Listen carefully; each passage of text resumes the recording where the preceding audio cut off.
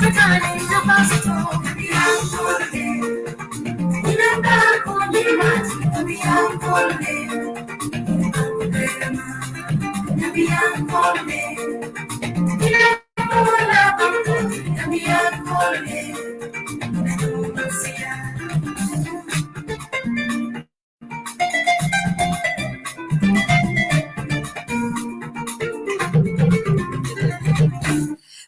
morning, wonderful viewers. Welcome to another segment of Joyce Intellectual Spot here on In-Depth Media. With me, I'm not alone.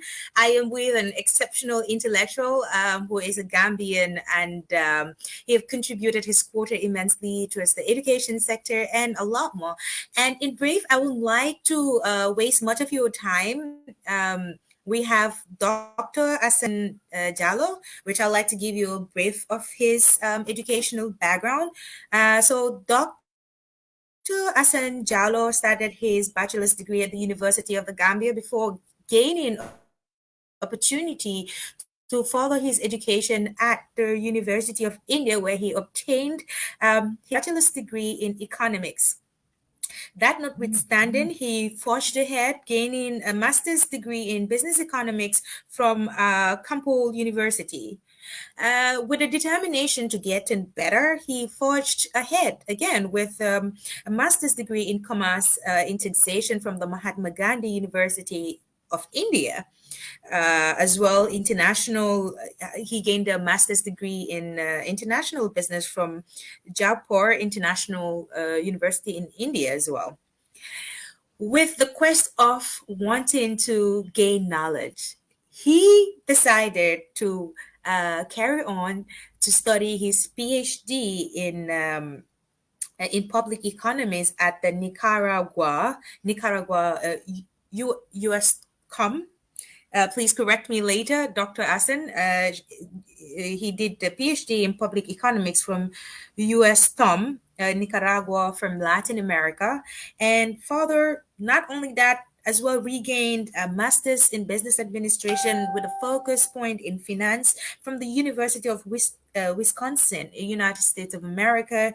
And as we speak, he is in the tail end of his doctorate in finance from Wisconsin Wildwater University. Welcome on board, Dr. Asan Jallo.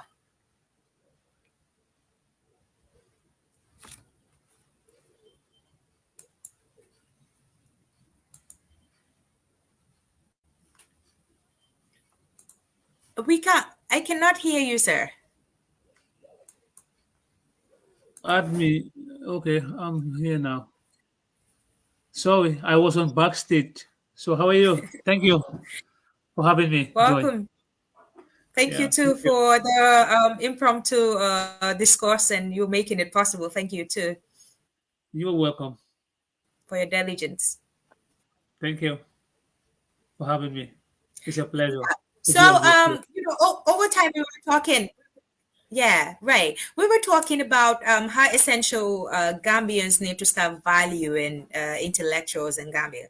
And in the past 2021, what we have seen have been consistent write-ups of either certain economical issues or political issues here and there. And, we've seen you consistently derive pride in sharing your opinions. Would you like to share some of your concerns within this 2021 operandi? Yeah, thank you for having me on your show, Joy. I think it's a pleasure to be here. I think the government context, the country has a problem, and then we have to speak truth to power because the country is so divided and polarized to an extent whereby people are not giving the right dividend. For instance, when it comes to marketing, there's what we call value proposition. And then in value proposition, it's not about people trying to give value to what the product is all about, because you ask yourself, you are a product yourself. And then how do you value yourself and present yourself to society? It doesn't mean that whether society acknowledges you or whether society recognizes you, but you need to recognize your talent. Because in every human being, we have what we call innate cognition. And once you are able to recognize that entrepreneurial cognition, you begin to understand that you have value, and then you are driven with that value that you want to contribute immensely to the development of the country. As a Gambian, I feel proud. It's a pride. And then whatever little thing that I have that I can share with the context. But the issue is when it comes to intellectualism, I think we are far, far, far behind when it comes to intellectualism, because not much is invested into that arena, because people just want to have name, they just want to have that celebrity status, and they don't want to put much efforts to even get the required skills and education competence, the wherewithal that is required and necessary. And then sometimes people will even express their opinions without even basing in on facts. And then sometimes you need to have material evidence that are also that are also being driven with facts. And these facts are very important, and you can only do them when you even anchored or even pursue a kind of a research. And that's why people are always very hesitant in doing certain things, because they just want to say that they are the one to bring the first idea. Sometimes knowledge, democracy is a marketplace of ideas. But what ideas do you have? Because when you are bringing ideas, these are not ideas that are new, and then you begin to claim that you brought those ideas. Those are ideas are not because you have read them somewhere. But the issue is because there is always the need to what we call dichotomy. There is always the relationship and co-relationship when it comes to ideas. Whenever certain people are influenced by certain thought process, you also need to look at the dynamics and the perspective of where it is coming from. And then how do you contextualize it to your local environment? That's what matters most. But sometimes we are always very hesitant, and we are always in the mood whereby we always do what we call copy and paste, garbage in and garbage out. That's why from pre-independence to date, the Gambia has not been moving. Even though you look at our development, it's just leapfrogging. So instead of people moving forward, we are backward moving, and then there is a need to go back to the drawing board where we got it wrong and try to see how best we can address the right. Because Okay. Gambia is full of intellectuals. Gambia is full of people that are competent. Gambia is full of people that are willing to learn. But the issue is we must invest much more time so that we can go to the extra mile. Great.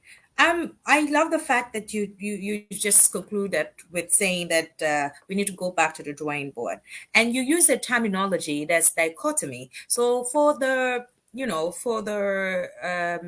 better understanding of our viewership, we would like you to give a definition of it. A dichotomy is just kind of whereby you just bring in a contrasting phenomenon or a perspective whereby you trying to put in a linkages, a relationship, so that you can pinpoint from point A to point two, so that you can give out a kind of an advice or a kind of a phenomenon that is supposed to be tested. And certain things will give you a better perspective to understand what is the relationship. How do you compare and contrast? It's just like when you are theorizing and then you don't know theory. But because sometimes uh, something that is not that is not disapproved cannot be proven. It has to be disapproved first before it is proven. So these are just certain things that people need to understand from the layman perspective of understanding what the dichotomy is. It's a kind of a relationship, but sometimes we might be in a bubble. But how do we get out of the bubble? So therefore, we have to create that linkage, that relationship. Okay, that's quite interesting. Thank you for educating us. Now we want to shift a little bit into, some of the major events that happened in 2021, especially December 4th, December 5th. We saw that the Gambia we had, I think, almost 900,000 electorates that wished to vote, and out of which over 800,000 plus did voted. Um, could you tell us your perspective, having re-elect the incumbent being President Adam Barrow? Yeah, I saw it coming. I predicted, and I sent, I have written a very extensive essay on that. And people were attacking me. Why would I even waste my time to say it? Or because it's not going to happen. But when you predict, it's not something that will come out of the blues. But sometimes you might not be in the country, but I'm somebody who's well au fait, who is well informed, who understand the Gambian dynamics, who understand political marketing, who understand Yeah. the politics in the country. And I'm somebody who's also very interested in the Gambian political dynamics. So I've seen it coming, because Barra is somebody who's much more because he appeals himself to the public than any other person, any other contesting political party. And then the power of incumbency has been tested; it has failed somewhere. But in the Gambian context, we need to understand the level of literacy of the electorates. And then we also need to understand in the government context, there are three things that matters most. When people are voting, they vote based on tribe, they vote based on patronage, and they vote based on regionalism. These are three contesting values that matters most in Gambian context, and people don't understand. And there is nobody that can take it out because this is the reality. Because the Okay, tribal well, politics, that's pretty interesting. So now, having mentioned these three key points being tribe patronage and regionalism, which would you think? Okay, let's say that we're meant to choose one. Which would you suggest would be most appropriate to use, or would you scrap everything out? Is it possible yeah, to scrap basically. everything out and be No, neutral? to me, all of those three phenomena that I've already highlighted, they are not something that should be something that should make well-informed choices when it comes to voting. People should not vote based on tribe. People should not vote based on patronage. People should not vote based on regionalism. But you also need to understand where we are coming from. The Gambia has been a country that has been divided since independence, whether we like it or not. It has been on the, it has been the ugly belly has been hidden under the bed. And even sometimes in our neighborhoods, in our woods, we can say that Swasela, Polla, Mandagola, Howard Bopam. So all of these things we try to, downplay, but these are the real dynamics. It has been there and it has been coming up.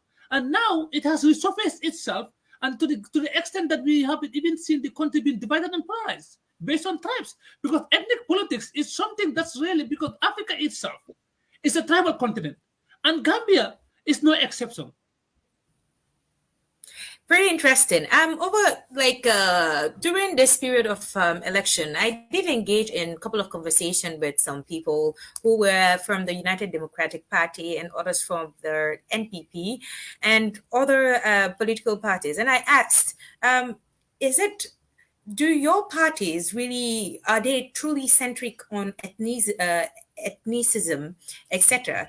And one of the guys from the United, who is like a strong supporter of the United Democratic Party, gave me this response that if UDP was a Mandinka party, we should look at their executive, that is their internal executive, how many Mandinkas are handling key positions there, which warranted to like a raise of brow to say, okay, if a party, for instance, UDP is tagged a Mandinka party, and they having these individuals from other ethnicities handle great some of political offices, is it proven evidence to show that they are not a Mandinka-centric party or otherwise? What's your take on this? Yeah, I think the UDP, the United Democratic Party, as a party itself, it was supposed to be one of the most formidable opposition party. But you also need to understand from the context, from the word go, United Democratic Party has an image problem that has been created internally, and then it has went out to the extent whereby the leadership fail to address certain things. Even though if it's not a tribal centric or a Mandingo centric party, but that is the assumption, the belief that people have. Because sometimes you engage with other people, they will tell you that Nabanko in the government context, because they've been tested. And 2016, when they came in 2017, there were a lot of things that came out of the public, and then you could even realize that now we have taken over. All of those things do not tell well, and people were the silent majority. They were quiet, and they understood from that. And then you also look at even the 2021 presidential elections and campaign and stuff like that. A lot of things, the ugly bullies that were out there on WhatsApp messages and videos, were frightening and threatening. So people were hearing about all of those things that they want to come in and then make sure that they build up a Mandinka hegemony. So for me, I don't believe that it's a Mandinka party. But the issue is it has an image problem, and then the leadership and the party ambassadors or whoever sympathize that they are the one that's supposed to rectify that wrong, because they are the one who put the party to be like that. Okay, that's pretty interesting because if I'm not mistaken, UDP has one of the most educated individuals in their parties, and Of course. to my greatest surprise, I wonder why some of their members are not very enlightened towards, minimizing aggression and using hate speech or hate languages, etc. But we hope that going forward, people will do understand the United Democratic Party better. Now, it will take me to asking that over time, since the past years of Gambia's independence from the era of late Sir Dawda Kairó Jawara to Yaya Jammeh, now to President Barrow, the presidents we've had. What would be your take seeing an intellectual leading the Gambia? And is this ever going to be possible? It's possible. There's nothing that is impossible because the word itself, impossible, is impossible. But the issue is, it's not about intellectuals that will drive the Gambia. The Gambia does not even, it's not intellectual that will become a better leader. The issue is leadership goes beyond intellectualism because there are some characteristics that are required that some intellectuals do not possess. And then sometimes I.e., when you, leadership is a trait. And then leadership is a trait, and leadership is not something that you will go out and learn from the school. No, because sometimes these are soft skills, and soft skills you need to learn it when you are young from the home. But in the government context, sometimes we believe like somebody who's not educated cannot be a leader. No, we might get it wrong. You can be the most educated person, but still now you are a bad leader. And because you might have dictatorial tendencies. But the issue is there is because some of these things needs to be tested. And unless and until there are theories out there, we put out there and then try to test them and see how it comes out. Sometimes you cannot tell an intellectual could be the best leader because Africa has been proven to have most of the most, educated intellectuals. But some of them, they were there, they've been tested, but they failed. The issue is leadership is not about an individual, it's about collective.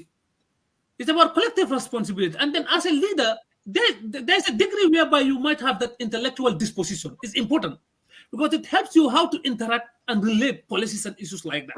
But notwithstanding, somebody with a high school diploma can also become a better leader because if he's willing to put the efforts and learn, because leadership is all about being exposed. And then you have a good team that able to take you through. Because you as a leader, even though you become the most educated intellectual, still now you cannot navigate the waters because these are things that are just coming in.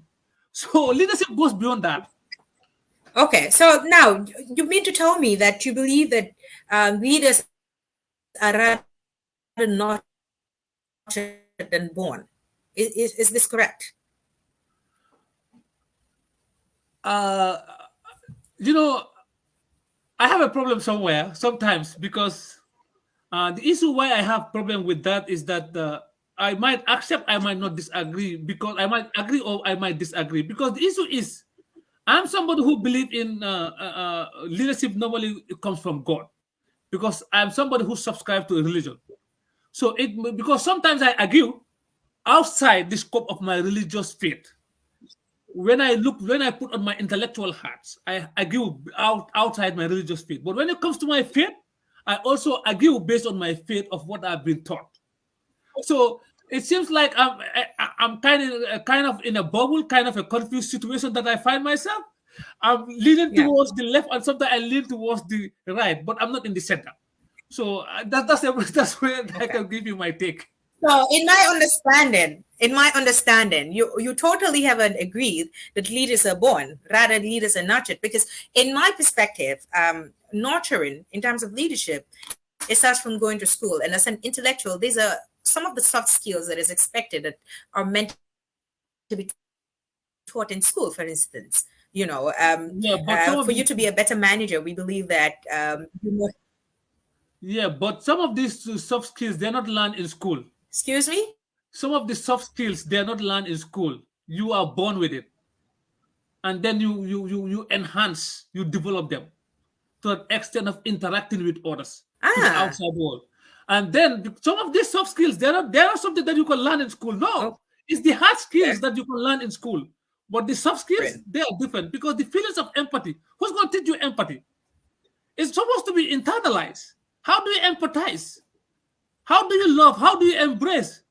But if you go to school, it can expose your perspective to that extent because you have interacted, and then you have built in a new orientation. It helps you, and then you can advance, and then that's where it comes in into the modern stage of the world where we find ourselves. For instance, if you are a conservative, you don't subscribe to what when it comes to sexuality. With people are people who have the right, who want to say that they want to be gay, they want to be lesbian. But because if you are exposed to that educational fora, you'll be able to give them the benefit of the doubt to tell them that they can choose whatever they want to belong because you are not subscribing to conservatism, but because you are a liberalist. So, education helps you to navigate between what you have to balance. Sometimes you have to balance and give, a leadway of certain things.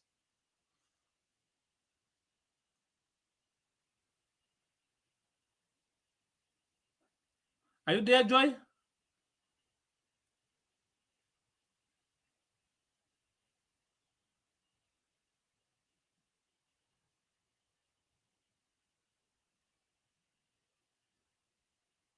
It seems you have a technical glitch, Joy.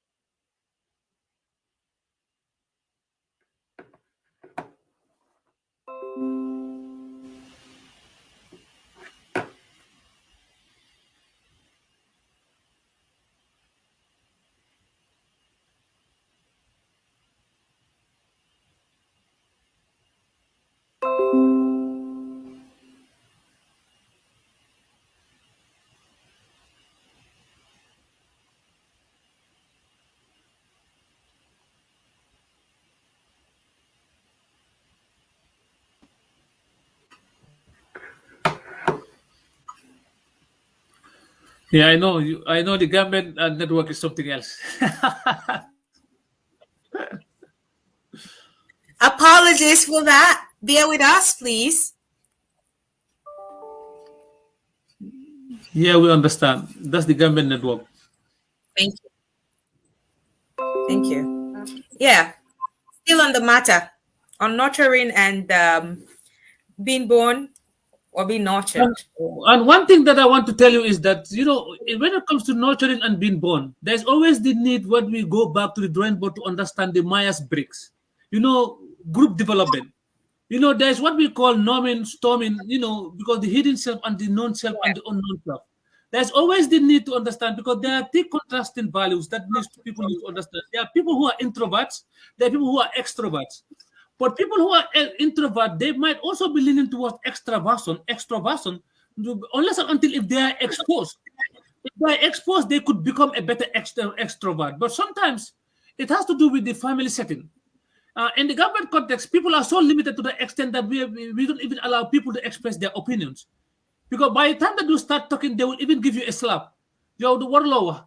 So that also kills creativity in the government context. And we need to move to that extent. That's why we also have the issue of whereby people will always try to grow up and having that anger issues. Because when they are growing up, they were not allowed to take everything that was inside their hearts. True. Pretty interesting.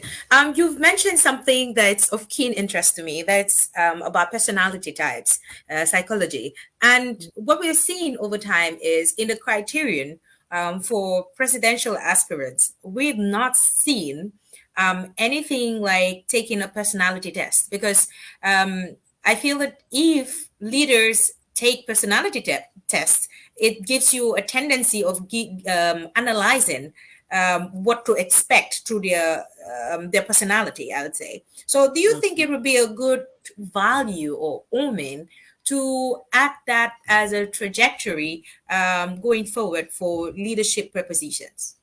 Of course, it enhances our democratic governance dividend. And it's always important because leaders are supposed to be put on test so that they'll understand what awaits them.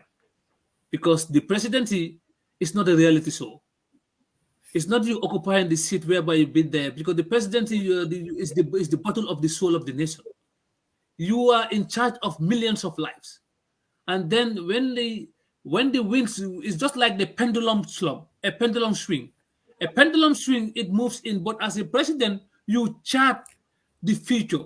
You are there to make sure that you help and enhance what we call ideation and visioning. How you vision and how do you pragmatize and ensure that everything is contextualized to the level whereby it can also impact positively onto the lives and life of people. That's why the presidency is not something that every Tom, Dick, and Harry is supposed to come and enter. It's the highest office of the land.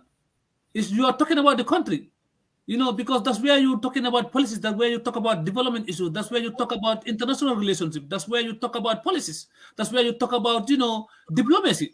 That's where you talk about the governance. That's where you talk about the infrastructure. That's where you talk about energy. That's where you talk about health, agriculture, education, the youth dividend demography, human empowerment, child rights and certain things. So because as a leader, you are driving a vision, and it's always important to drive a vision and to understand what awaits for you, and then how do you also help and transform. That's why even now I was always even trying to recommend whereby there is always the need for pay for performance, especially for ministerial position holders. They should be tested and be given in, they will be taken through performance appraisals, because every quarterly they should be tested, because they are visioning a development, they are visioning a department. They're not supposed to be occupying. They have been paid salary every month and not doing anything.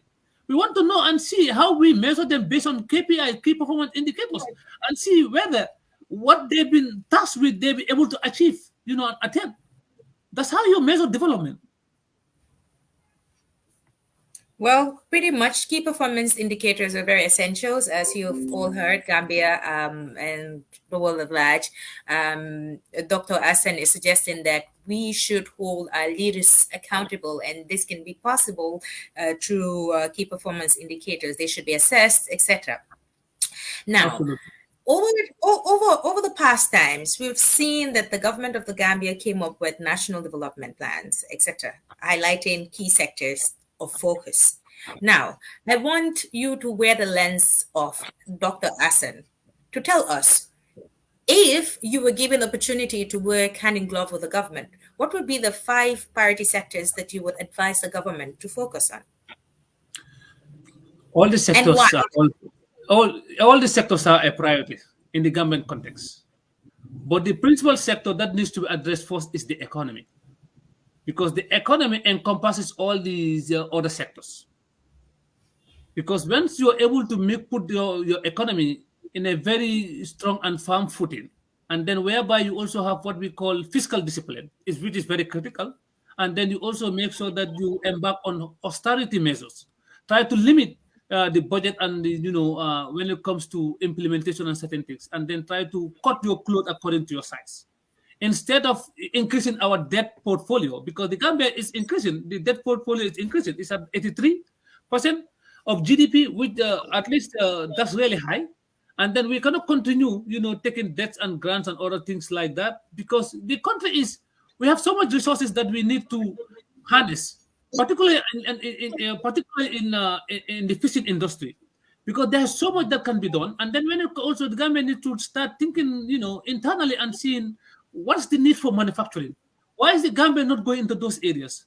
But if you're talking about manufacturing, the key sector that I will talk about is going to be energy, because energy is very critical, because investors will always look and bank upon a sustainable, a durable, affordable, a 24-hour energy supply.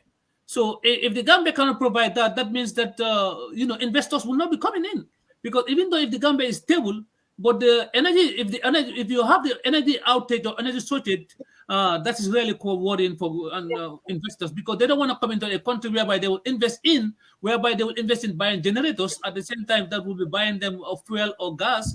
That's going to be an added cost on their investment or portfolio. And the issue, second sector that I will work on will be on education, because the government needs a new orientation.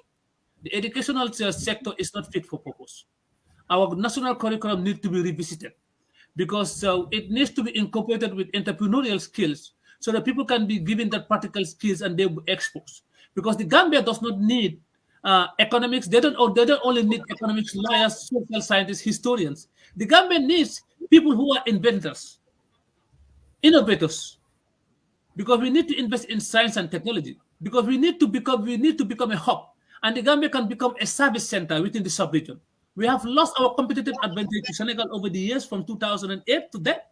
So because of the transit trade, so I think the government need to regain itself competitively to become a competitor in the sub-region. So even though despite our size, we have a strategic location better than Senegal. And even though we are resource constrained, but we are also ocean prospects. So we need to look at diversify our tourism products and see how best the Gambia. It's not about tourists coming in, but we are talking about what products do we have. As of now, the Gambia, what product do we sell out?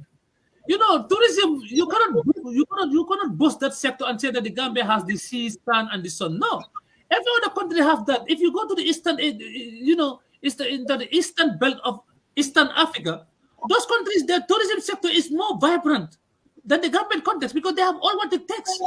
So the issue is, how do we make sure we have a unique product that cannot be found anywhere? It can be done. It has been done somewhere. So we need to review and revisit and see what is unique about Gambia. And then what we need to do is not about putting to urban tourism, but rural tourism. Because that's where they're supposed to go, because the tourists are coming from Europe. They are coming from advanced countries. You don't need to go and put them into five-star hotels. No. We need to diversify our tourism product. That is the need for it. Definitely. Yeah. Okay, so sounds very good.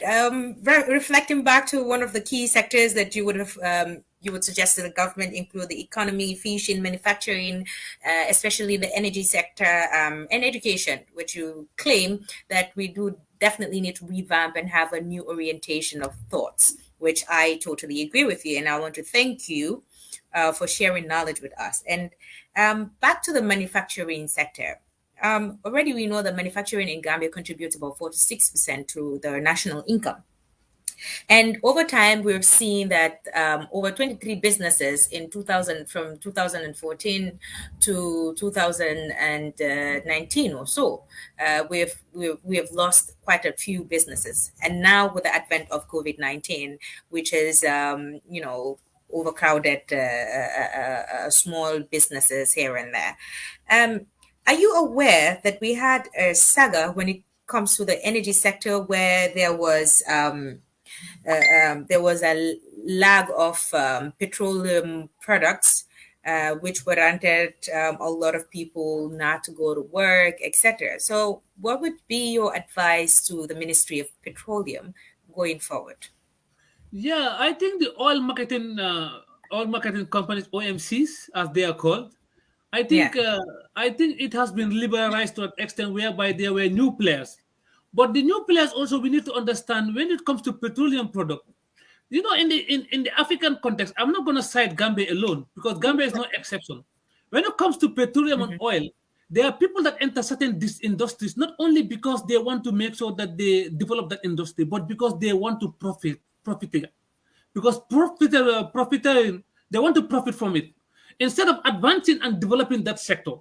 And this is one of the key things that most of these people, even when they were getting in, I don't know how they were vetted in and how they were given license, but there is a need to go back to the drawing board and see actually where these people actually qualified. Because some of these people that were given license, you look at the kind of petroleum station that are established. If you look at it, you Mhm. begin to wonder and say, "Oh my goodness, is this country really serious when it comes to even the way we build our petroleum? Are all the requirements and the Yeah. safeguard measures really been met or put in place?" I would think that the government needs to go back and look at the petroleum, the Minister of Energy itself, to look at the department responsible for licensing and stuff like that, because we need to be serious as a country. Because the Gambia has been identified to have oil and certain things. All of these things, if it's properly harnessed, it can position the Gambia to be at a very strategic level. But the issue is, would the resources benefit the population? That's where the problem is, because people that are on top, they're out there just to feed their stomach infrastructure. African context, we are so much interested in our stomach instead of giving dividend and putting the plowing back to the economy so that it can it can revitalize, and then it can enhance to the lives and livelihood of people. I think there is a lot of seriousness that needs to be done from the government side, and there is a lot of seriousness for people that want to be investors. And then you also have highlighted on issues of manufacturing. Manufacturing is very key to a country. And then if we are not industrializing, even though if we cannot industrialize to an extent, But there is the need for the government to even take that entrepreneurial stage, that entrepreneurial responsibility. Because sometimes I argue with people who believe in the free market policy. To me, I don't believe in the free market policy. I school in the United States. I read economics. I mean, I'm somebody who subscribe to Marxism to that extent because I understand because I'm a social democrat and I believe in giving out to the society. I don't believe in the exploitation of people just for at the expense of few people. I don't believe in that. And then the government, sometimes there are people that are coming in now in the government context, but once you argue, they say that he's crazy. He doesn't know what he's talking about. But the issue is, when I heard people talking about, public-private partnership, sometimes I take myself, I said, wow, public private, in Gambia, in Africa, we have a problem. Every time we bring in new ideas, and then these ideas are not taking, they're taking us aback. They're not moving any progression. They're not giving us any progression. And sometimes we Yeah. need to be critical. We need to have a critical minds and lenses to understand, because every individual is divine with a philosophical lens. And then how do you make sure that when it comes to discussion, how do you establish and ensure that certain things that are coming in, that are coming out from the West, not being implemented in the Gambian context? We need to go back because the Gambia is an African country. And then whenever we want to develop the country, it has to be based on the economic realities of the country. Where are we? Because if you look at the stages of growth, if we look at the stages of growth, we are yet to be on the even the takeoff. We are yet to even be on the takeoff. So we are still on the tradition. We don't know where we are. And then every given time, 2, 3 years, they'll come up with new ideas. Oh my goodness. The Gambia is the country that is, that is, I don't know, it is, it's an interesting country anyway. Thank you very much, Dr. Asen. We just want to take a quick readings of some of the messages that we had from our viewers. One of them being Ibrahim Ajao. He said, "Greetings to you and wish you all Merry Christmas and a blessing Happy New Year in advance. May we witness it many more to come. Nice program." Thank you very much, Ibrahim Ajao, for that. Karafa Jame said, "Educative program, guys." Thank you very much, Karafa Jame. Jawo Nyang says, "Love it." Thank you, Jawo Nyang. We also have Ibrahim Amani said, "Hello, doctor. Insightful program." Thank Thank you. you. Yeah. We have Ibrahim. He also commented in one of your utterances. He said, "As much as we cannot continue to depend on loans and grants, government spending in the Gambia cannot be any more austere than it currently is." Thank you very much. I don't know if Doctor wants to add something on that. Yeah, the government spends, sometimes it's just like when it comes to spending, in your home, in your house, you spend what you have. If you go to the market, for instance, you have $300, you can only spend that $300 to buy you the kind of fish that you want. But you want to go to the market and then you want to buy a fish of 1,000, but you go with 300. And then all of a sudden you will take a loan and you tell the guy, no, you give it to me, I'll pay you in 2 weeks in 2 weeks time. That's how a government works. That's how our current government works, and which is very bad. We don't have to. A government has to be very serious. When we are working, you don't take something that you don't need. In as much because sometimes you prioritize, even though you need it, but you prioritize your resources. And then when a country like the Gambia need to curtail its resources to make sure that it's very frugal. The act of frugality is very important. You need to tailor your clothes according to your size.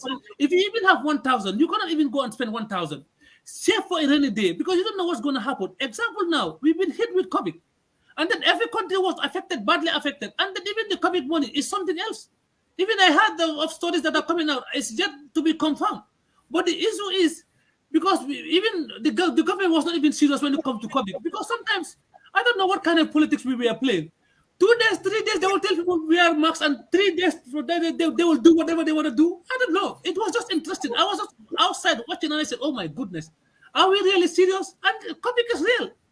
I live in the United States. COVID is Contradicting your real. principle. Yeah. I have people friends, colleagues that have died of COVID. So I know it is really real, you know. So the issue is, I think the government has to take austerity measures, whether we like it or not. Sometimes, you have a bloated budget. And when it comes to financial management, there's what we call prudent financing. And prudent financing, what it tells you is that to be disciplined. is to understand that even though you have resources, but how do you prioritize your resources to make sure that your needs are met? But you cannot even have people. Maybe you get maybe a goodwill that comes out there, and then you invest it somewhere. Nobody knows where it is going to. But the issue is prioritize your resources and put them to critical sectors that will add value to the lives and livelihood of the people. The Gambians do not ask much for their government. The government does not do much for Gambians. It's the Gambians that do much for the country because they pay their taxes. But even though you pay your taxes, you go, you you have a tarmac road, a kind of a poto road that is somewhere. All of these things are affected. You go to the hospital, you cannot even have a proper, you cannot be diagnosed properly, you cannot be given medication, you only be given paracetamol, or sometimes you're not even giving paracetamol. Sometimes they will tell you go to the pharmacy and buy it outside. It's really concerning because the issue is even though we pay a little, but the issue is government has to go back to the drawing board and see what it needs to prioritize because the governments don't ask much. And in a country like Gambia, we are so disciplined because we have a moral compass because religion tells us not to even, go against the government. But the government is supposed to, work for the people, not to work for themselves. Government work for the people and not work for themselves. Thank you very much again, Doctor, for that insightful talk. We have Curva Jami again saying, exactly, too many lawyers in the Gambia. I guess that was when you were talking about diversifying fields into, especially in the education sector, where we need to have new lines of thought, etc. So thank you very much, Ibrahim Curva Jami. So we are almost coming to the tail end of this program. We begin for a minimal time, and the good thing is the conversation have taken us over 40 minutes. So which is a good thing. It shows that we definitely on point and we're definitely on an intellectual space where we have opportunity to just express ourselves. We live and let live. And that is amazing. We want to thank you very much for agreeing to engage on in-depth media on Joyce intellectual platform. But before we go, we still have another comment from Ibrahim Amane. He said, do you think, he is now throwing a question, he said, do you think people in the Gambia are ideologically driven? I would want to think that individual values override reasonable logic. What's your take on this, Doc? He's quite right. He's quite right to an extent. Because sometimes individual thoughts overrides, because sometimes we are individualistic society. Now we are driven towards an individualistic society. It used to be collective, but even though we have also have people that are very ideological to an extent whereby, but some of them are also taken aback because some of them they fear to come out with their ideological lenses or where they belong to. But the issue is even though you have an ideology or you support or you have a dogma, that doesn't mean that you don't subscribe to certain things, but you also give a leeway to understand society and give society a breathing space. But you need to be somebody who is not to be an extent, not being dogmatic, but subscribing to an ideology is very important. And when it comes to intellectualism, if you don't subscribe to an ideology, you are not an intellectual. Because when you are measuring intellectualism, you have to subscribe to an ideology because you have to lean to a school of thought. And then, for instance, like in the government context, you ask a person, in democracy, or maybe you are voting for what? They will tell you, I only vote for Baro or I will vote for Ushoni Dabo. But what are you voting for? When you are even voting, you need to understand that you are voting in for a particular issue. For instance, if I am voting as somebody, me, sometimes when I'm voting in, I put in my conservative lenses. And sometimes when I voted in, I put in my liberalism lenses. The reason why I do that is sometimes I give a leeway for people that subscribe to other religion. People that subscribe to other ideologies, people that subscribe to other issues of social context. And then how do I give them the chance so that they can also have the breathing space to be part of society instead of being ridiculed or being given or being prejudiced? So for that instance, if I'm voting in, I'm somebody who's pro-life. I don't compromise certain things. Pro-life, I'm very much for pro-life. Whether you subscribe to, if you subscribe to sexual, if you subscribe to lesbianism or any other things, I'll give you a respect as a human being. But I would not go further to engaging you to that extent of what you subscribe to, because I don't want to have kind of a discussion. I respect you as a human being. I will give you the breathing space wherever you are. I'll give you the necessary support that's supposed to give you that support so that you can grow and become a better person in your own area of expertise. So that's who I am. Thank you very much. Ibrahim again said you were right. I also question a general understanding of knowledge itself. It's been really an insightful time with you, Doctor. And I'm sure we're going to continuously have you over and over and over again because you're definitely bank of knowledge for the people of the Gambia. And we believe that sharing knowledge is educating the masses and creating a better future for not just the Gambia, Africa at large, globally, of course. There you are in the United States as well, sharing your knowledge and expertise with the people. We're truly grateful for your stance, especially in your representation of the Gambia in diaspora. Thank you very much, Dr. Asanjalo. We're really pleased having you on board. Thank you very much, Joy. It was a pleasure having me. Thank you. I look All right, forward to more further engagements like this. all right, sure. Thank you very much. Yeah, thank you. So, guys, we've come to the end of this program. It's been amazing time with Dr. Asanjalo. For most of you that don't know him, he's very prudent in his affairs, especially in terms of economics, management, finance, etc. So we've been on this platform and sharing his knowledge. It was just a general touch up here and there to ensure that we keep viewership engaged and also enlighten and educate them further. And for all of you that have, kept logged of on the Joyce Intellectual Spot. We're very grateful and we wish you a prosperous come 2022. And it's a bye from me for now and see you soonest. I am Joy Mwama, your anchor. Bye.